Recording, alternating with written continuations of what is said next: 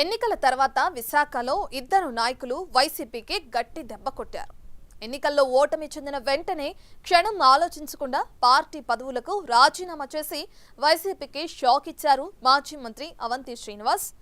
YCP నుంచి కార్పొరేటర్గా గెలిచిన కీలకమైన సమయంలో వైసీపీకి వ్యతిరేకంగా పనిచేసి కోలుకోలేని దెబ్బ కొట్టారు ఆయన కుమార్తె లక్ష్మీ ప్రియాంక. తండ్రి చేసిన పనికి ఓ పక్క భీమిలి నియోజకవర్గంలో వైసీపీకి మనుగడే కరువైనట్లు కనిపిస్తుంటే, మరో పక్క కూతురు చేసిన పనికి వైసీపీ విశాఖ మేయర్ పదవి కోల్పోవాల్సి వచ్చింది. అసలు ఆ తండ్రి కూతుళ్ల ఆలోచనేంటి? అంత ప్రాధాన్యత ఇచ్చిన వైసీపీని ఎందుకు దెబ్బకొట్టారు?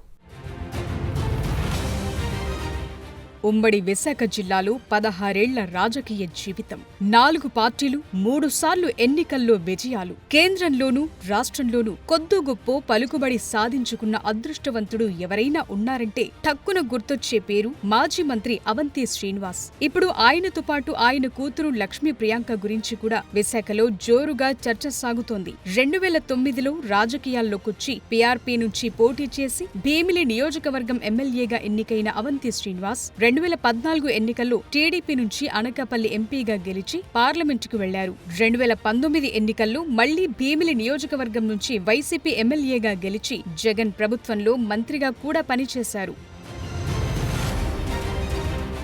ప్రస్తుత భీమిలి టీడీపీ ఎమ్మెల్యే మాజీ మంత్రి గంటా శ్రీనివాసరావు రాజకీయ శిష్యుడిగా పొలిటికల్ ఎంట్రీ ఇచ్చిన అవంతి శ్రీనివాస్ గురువులాగే లక్కీ పొలిటీషియన్ అనిపించుకున్నారు. చివరికి గత ఎన్నికల్లో తన గురువు గంటా చేతిలోనే అవంతి శ్రీనివాస్ భీమిలిలో ఓటమి పాలయ్యారు. ఈ 16 ఏళ్ల పీఆర్పీ, కాంగ్రెస్, టీడీపీ, వైసీపీ పార్టీలను చుట్టేసిన అవంతి శ్రీనివాస్ 2024 ఎన్నికల తరువాత వైసీపీ పదవులకు రాజీనామా చేసి సైలెంట్ గా కాలం గడిపేస్తున్నారు. భీమిలి నియోజకవర్గం నుంచి వైసీపీ అభ్యర్థిగా ఓడిపోయిన తరువాత 3 నెలలు తిరగకుండానే పార్టీ పదవులకు, ప్రాథమిక సభ్యత్వానికి రాజీనామా చేసిన అవంతి శ్రీనివాస్ పార్టీపై ఆరోపణలు చేసి మరీ బయటకొచ్చేశారు. గౌరవ మన పార్టీ అధ్యక్షులు జగన్మోహన్ రెడ్డి గారికి నా వ్యక్తిగత కారణాలతోటి రాజకీయాలకి ప్రస్తుతం దూరంగా ఉండాలని నిర్ణయం తీసుకోవడం జరిగింది. మరి దానికి భీమిలి నియోజకవర్గ విద్యార్థి బాధితులు కానీ, మరి వైఎస్ఆర్ కాంగ్రెస్ పార్టీకి ప్రాథమిక సభ్యత్వానికి కానీ రాజీనామా చేస్తున్నాను. మరి మీరు ఇచ్చినటువంటి అవకాశానికి ధన్యవాదాలు జగన్మోహన్ రెడ్డి గారికి. నా రాజీనామాను ఆవేదన చేసి కోరుతున్నాను. మరి ఏ కాపీని మన విజయసాయిరెడ్డి ఆర్సీ గారికి, పార్టీ అధ్యక్షులు గురువా అమర్నాథ్ గారికి, అలాగే సెంట్రల్ ఆఫీస్ కూడా పంపిస్తున్నారు. ఊహించిన విధంగా అవంతి శ్రీనివాస్ వైసీపీకి రాజీనామా చేయటం, పార్టీ నుంచి బయటకు వెళ్లిపోతూ తీవ్రమైన విమర్శలు చేయటంతో భీమిలి నియోజకవర్గంలోని కాక ఉమ్మడి విశాఖ జిల్లాలో కూడా వైసీపీ మీద నెగటివ్ ప్రచారం మొదలైంది. ఇది అవంతి ఫ్యామిలీ నుంచి వైసీపీకి తగిలిన మొదటి దెబ్బని చెప్పొచ్చు. అవంతి శ్రీనివాస్ వైసీపీకి రాజీనామా చేసిన 6 నెలల తరువాత అప్పటి వరకు సైలెంట్ గా ఉన్న భీమిలి నియోజకవర్గంలోని 6 డివిజన్ కార్పొరేటర్ లక్ష్మీ ప్రియాంక వైసీపీని ఊహించని దెబ్బకొట్టారు. విశాఖ మేయర్పై అవిశ్వాస తీర్మానం పెట్టాలని నిర్ణయించుకున్న కూటమి పార్టీలు వైసీపీ నుండి జాయిన్ అవ్వటానికి సిద్ధంగా ఉన్న కార్పొరేటర్లందరికీ గేట్లు తెరిచారు. మేయర్పై అవిశ్వాసం పెట్టడానికి కోరం సరిపోకపోయినా అవిశ్వాస తీర్మానానికి నోటీస్ ఇవ్వటంతో అటు వైసీపీ, కూటమి పార్టీలు నెల రోజులు క్యాంపు రాజకీయాలు నడిపాయి. ఈ నెల 19వ తేదీన అవిశ్వాస తీర్మానం డేట్ అనౌన్స్ చేసిన తర్వాత వైసీపీకి చెందిన మరో 3 కార్పొరేటర్లు టీడీపీ, జనసేన పార్టీలో జాయిన్ అవ్వటంతో అవిశ్వాస తీర్మానం పెట్టడానికి కావలసిన కోరం 74 మ్యాజిక్ ఫిగర్ సరిపోయిందని అంతా అనుకున్నారు. అయితే పార్టీ మారి వచ్చిన ఒక వైసీపీ కార్పొరేటర్ ఊగిసలాట ధోరణి ప్రదర్శించడంతో కూటమి పార్టీల్లో టెన్షన్ కనిపించింది.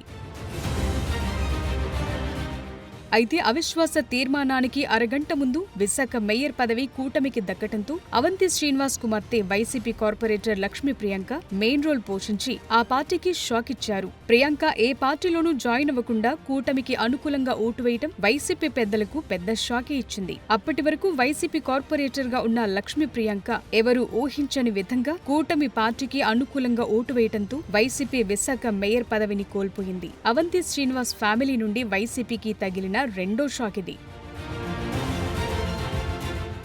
ఒకే కుటుంబం నుండి 2 షాక్లు తగిలి విశాఖలో వైసీపీ మనుగడ ప్రశ్నార్థకంగా మారటంతో పార్టీ పెద్దలు ఎవరిని నమ్మాలో ఎవరిని నమ్మకూడదో అర్థం కాక సతమతమవుతున్నారట. ఆ క్రమంలో అవంతి శ్రీనివాస్ రాజకీయ ప్రయాణం ఎటువైపు అనే చర్చ మొదలైంది. వైసీపీకి రాజీనామా చేసిన అవంతి శ్రీనివాస్ గత 6 నెలలుగా ఖాళీగానే ఉన్నారు. ఏ పార్టీ వైపు కన్నెత్తి చూడకుండా తన వ్యాపారాలు చూసుకుంటూ కాలం గడుపుతున్నారు. వైసీపీ అధికారంలో ఉన్న సమయంలో పవన్, చంద్రబాబు, నారా లోకేష్లపై అవంతి నిత్యం విమర్శలు చేస్తూ వచ్చారు. ఆ ఎఫెక్టుతో ఆయనకు టీడీపీ, జనసేనలో చేరటానికి దారులు మూసుకుపోయాయంటున్నారు.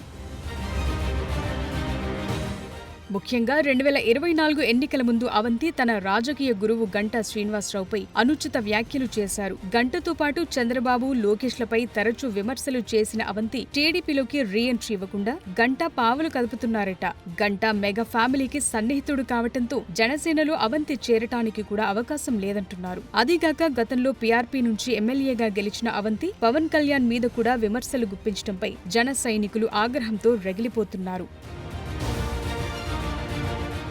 అవంతికి ఏ పార్టీలోకి వెళ్లటానికి అవకాశం లేకపోవడంతో తన కూతురు లక్ష్మీ ప్రియాంక ద్వారా కొత్త రాజకీయ ఎత్తుగడ వేసినట్లు తెలుస్తోంది. విశాఖ మేయర్పై అవిశ్వాస తీర్మానం సందర్భంగా కూటమిలోని టీడీపీ, జనసేన పార్టీలు అడక్కపోయినా స్వచ్ఛందంగా కౌన్సిల్కొచ్చి వైసీపీకి వ్యతిరేకంగా ఓటు వేసిన లక్ష్మీ ప్రియాంక ఈ 2 పార్టీలకు దగ్గరవటానికి ఆ పని చేశారనే ప్రచారం జోరుగా సాగుతోంది. ముఖ్యంగా జనసేనకు దగ్గరే రానున్న రోజుల్లో ఆ పార్టీలో జాయిన్ అవ్వాలని ఆమె నిర్ణయించుకున్నారట. అందుకే లక్ష్మీ ప్రియాంక ఏ పార్టీలోనూ జాయిన్ అవ్వకుండా సైలెంట్ గా వచ్చి కూటమికి అనుకూలంగా ఓటు వేసి కూటమి పార్టీల గుడ్ లుక్స్ లో పడే ప్రయత్నం చేశారని రాజకీయ విశ్లేషకులు అంటున్నారు.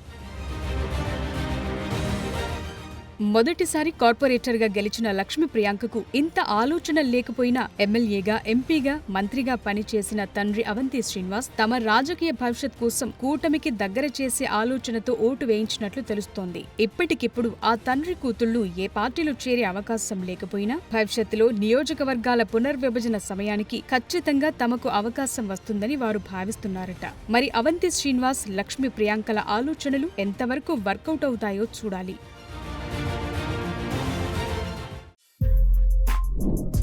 For more videos like this, subscribe Big TV channel.